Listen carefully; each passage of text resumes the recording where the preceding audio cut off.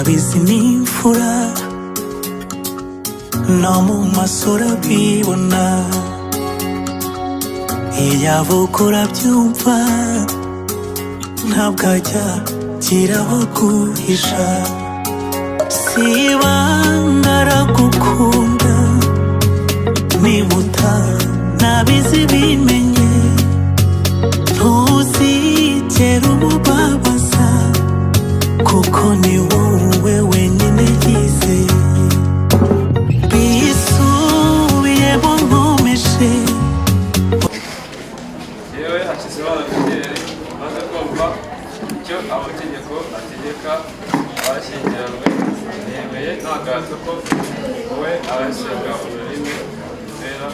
umugore bakazabana uko babyiyemeje kandi ukurikije ko amategeko y'u Rwanda abiteganya.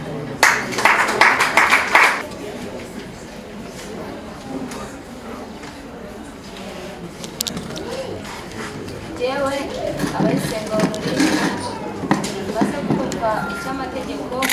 ategeka abashyingiranywe nemeye nta gahato ko Hakizimana Fidele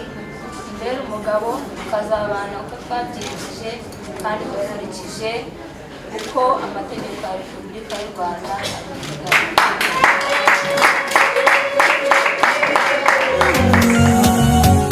kukubitsa amabanga ye ni wowe rukundo afite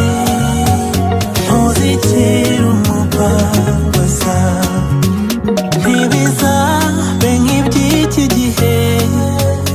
by'ababana gahunda rugutana ngo byabaye ibigezweho uramenye iwacu ibyo ntibihaba ndabizi ni wowe nshuti yizera umurijije sinzi uwamuhoza bisubiyemo nkomeje uramenye ntuzigera umubabaza ufite umutima we kukubitsa amabanga ye